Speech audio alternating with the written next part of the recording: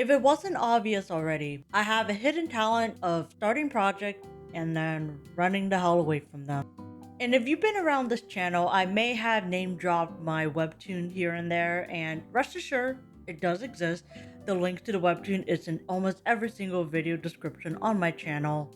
But there's also the fact that I have not uploaded a webtoon episode for almost 3 years at this point. And yes, before we get into the meat and potatoes of it all, I started my content creation endeavors by writing and illustrating my action adventure webtoon called Save You Fair. In short, my webcomic is based in a food-inspired world involving the adventures of my OCs, and I did manage to get around 30 episodes of plot before I inevitably stopped.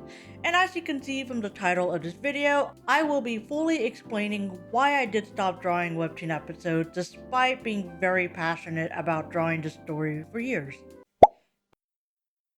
To backtrack a little bit, I wasn't always doing YouTube videos or even adding any sort of commentary in my content.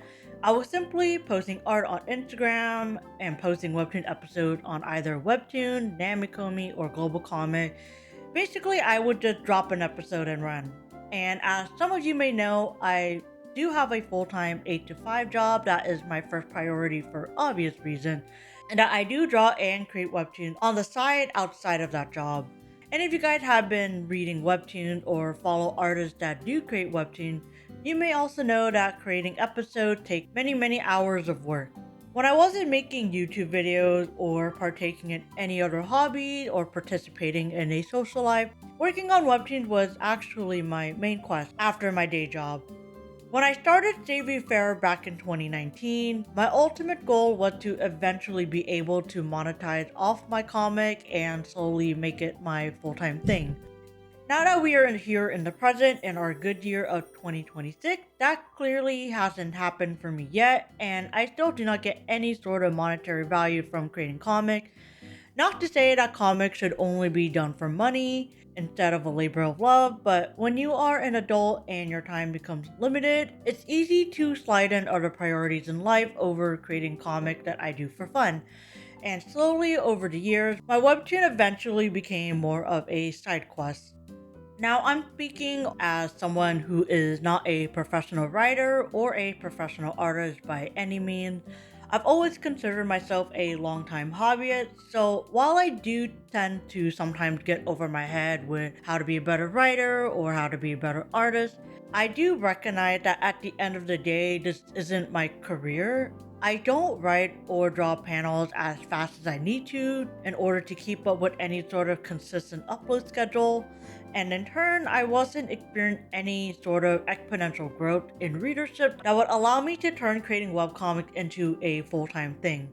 Now, I will say that a few years into publishing my current version of my webtoon, I was actually gaining pretty decent traction. I was featured in a couple of front banners of both the Webtoon app and the official website, which really boosted my numbers for a time. I was also way more active on the Webtoon side of Twitter and Instagram, so I met a lot of lovely mutuals and joined a lot of Discord groups with other fellow Webtoon artists. However, when I started this current version of Savior Fair back in the summer of 2019, I was unemployed at the time, and I knew that at that moment I just really wanted to start a webtoon and then go all in because I had all of this free time. I was sitting at home all the time being sad about my life, and I just needed something to do. Now, I already had a general idea for the story because I've actually been creating these original characters for a number of years before this point, and the idea was that I would chip at the story week by week without having the full story written out. That was the first mistake, by the way. But as soon as I uploaded the first 3 episodes, I ended up actually getting a full-time job offer and just, okay, this is a great problem to have because woo, I finally had a job again. But I also had to scramble to put together a series of panels and quickly come up with plot points for all of the upcoming episodes. Instead of this carefully curated, streamlined webtoon process that would have saved me a lot of time and energy and be much more efficient in producing episodes and also made my story a lot better, I just didn't have that. But without a clear plan in terms of the story and plot point, it was bound to all fall apart one way or another. So, from the start to the latest episode, which is episode 30, I spent a lot of time rereading my story as the weeks went on because I would accidentally create plot holes mid episode, or there would be rushed plot point that I wish I had spent more time developing. So, I would sneak in some extra panels and maybe fix the dialogues a little bit, or even just making small adjustments to the character design. Sometimes I would even spend time in between each episode redrawing or rewriting a previous episode completely because nothing was cohesive, it wasn't making sense, or I did not like my drawing style at the time, which during these 30 episodes was still developing. Which all of this is to be expected when an inexperienced writer is coming up with episodic plot points out of her ass, and paired up with an inexperienced artist still learning her drawing style and drawing preferences. Long story short, there was just a lot of structural issues in the story and in my overall process that each episode took way more time than it needed to. And then you pair all of this with the stress of a full time job that I also wanted to excel and do very well in, so you could probably piece together what happened. One day I just stopped. I It wasn't planned at all. I don't even think I officially announced it until a couple weeks after the last episode. At first I thought I just needed a couple weeks off, and then it became a few months. When I thought I couldn't finally get back to working on the comic, a lot of things also came up in my life. So, adding even more months since the last episode, it just became really difficult to get back into the Webtoon groove. So, the first main reason for stopping was that one, I was completely underprepared for what creating a Webtoon required or entailed. And two, there was just too much going on in my life that I just didn't have the time or energy to sit down and really work on the story. The next reason is one that has been vastly discussed in Webtoon spaces, and I did lightly touch on it on a previous point, which is three, there's just too much to account for in so little time. As you could probably gather by now, creating a Webtoon is a lot of work since there's just way too much juggling that comes along with it, whether that's learning the drawing software, how to draw your characters, even though I've drawn them millions of times, writing, story structure, coloring the panels, adding the text, final effects, yada yada yada. I would argue even more steps than making a YouTube video. In most cases, webtoon artists are actually a one-man show. It's usually one person doing all of these steps, and I know some webtoons, or especially Korean manhwas, that may have a team behind them or a studio that back and may give them additional income on top of the webtoon contract. That's just not the case for international or English webtoon. Even for people that do have a contract with Webtoon, most of the help comes out of the artist's personal pay. So in my case, I'm not contracted or officially affiliated with Webtoon. I was basically doing all for free, and yeah, the payoff just doesn't feel satisfying. But even for the contracted and featured webtoon artists that actually do get paid and have this as a full-time career, there has been a lot of general sentiment that following a consistent weekly upload schedule does do a number on their physical health, their mental health, their stress levels, all due to the long hours required to upkeep a certain quality of work. I won't get into much on the topic of overwork and underpayment in the webtoon industry because that's just a huge topic on its own and definitely deserves a separate video. I do have a lot of opinions on that topic, and I definitely will share them with you guys one day. I've also read some cases where webtoon artists are actually very happy with their work and perhaps have a much better system and process in place that really helps them continue to chug along. And I definitely do feel there are some areas of improvement for myself when it comes to the creation process. So, in short, reason three of why I stopped, there's just millions of steps required for a 40 to 80 fully colored panel episode, which is just a bit much. And then on top of that, I just don't get paid for it. Honestly, if you want to make any sort of sustainable income and make a livable wage, I would highly discourage being a webtoon artist unless you have other sources of income that overlap with creating webtoon, like YouTube or content creation or even like TikTok partner program to name a few. Otherwise, you are just basically doing this all for free, and unless you feel really strongly and passionate about your story, then yes, creating a webtoon can be quite fulfilling and fun.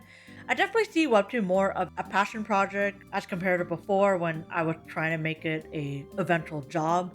And I am super fortunate that I do still have my full-time job that financially supports me, so Webtoon to me is just for fun. But because creating a Webtoon has consumed so much of my personal life, it just brings me to the final point of why I stopped. And that reason being, I just wasn't sure if I wanted to draw Webtoons anymore. And yes, I do feel super incredibly guilty about stopping my Webtoon. Like instead of thinking, oh, let's work on a Webtoon, my attitude and mental space at the time was more of like, oh, yeah, let's get back to that webtoon. And for a small period of time, I was even considering just never picking up the webtoon again. I think what helped me repair the relationship was the break, but also really learning more about myself and what I wanted from drawing. And I did eventually come to the conclusion that yes, I do want to be able to tell the webtoon from beginning to end and say my piece and tell all the stories I want to tell. But if I am going to pick it up again, I also wanted to make sure I could dedicate the time needed for it to be a version that I would be fulfilled in creating. Savior Fair has always been a story near and dear to my heart. I have been drawing these characters during my university years, which goes way beyond my first Instagram post, and they went from goofy doodles for a couple of years before becoming full-fledged characters in a semi-cohesive story. So while I did take a 3-year break, I'm glad I did because I did it as a part in repairing my relationship with art, and it also revitalized my desire to work on my story again. So where does that leave us now? Going forward, I do definitely feel that I'm at a point I actually feel strongly about working on Saving Fair once again. The writing, drawing all of the panels, creating digital illustration, creating social media posts, the whole 9 yard. But I do think I am at a point that when I do pick up the webtoon again, my story would be restarting from the beginning once more. So yes, Apple, another reboot. I do feel that the story I wanted to tell from back when I started this in 2019 has evolved tremendously. It's definitely not a version that I feel is true to me right now, especially 7 years since then. When I started the 2019 version, I originally wanted to create a whimsy and silly adventure story with a world that slowly evolved into a dark coming of age story. And there are many elements from that version that I still stand by today and will bring it over to the new version. Now I want to write about a character rediscovering a world that is somewhat familiar to her, but is also completely new. One of the big driving plot points of Save Your Fair is that my main character actually has amnesia. So I wanted this main character of mine to go into this world with so much optimism, but then starts forming her new moral compass, her new perspectives that's like unrelated to her previous life because she just doesn't remember it. I also wanted to tie all of this into more thought out world building and then also tying it into more serious themes that are closer to how I personally view the world. I think a lot of people get tied into writing a story that they feel would do well based on general trends, but then sometimes the story would come off as lacking substance or doesn't dig into themes deep enough. I personally love reading a story where the plot would allow me to take a peek into the author's mindset and how they view the world. So, this is just super surface level because I could honestly talk about the intricacies of a story for hours. So, it's not a matter of if, it's a matter of when I'll start the comic again. But this time around, it will definitely be my final time rebooting the series. So, I really, really, really want to take the time to be intentional and take the time between now and then to really think through all of the character arcs, the stories I want to tell, and even redesigning the world and upgrading the character design because obviously my tastes change over the years. I even got more books on how to properly structure a story in a way that helps me tie all of the things I want to explore, but then not lose my readers in the process. With that said, I would definitely keep the current version up for archival purposes and for my old and loyal readers to look back on.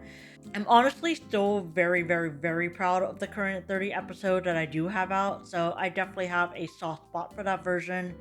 I don't think I would ever get rid of it or nuke it from the face of the internet, but when I do reboot the story, I would do a fresh start altogether and build from there.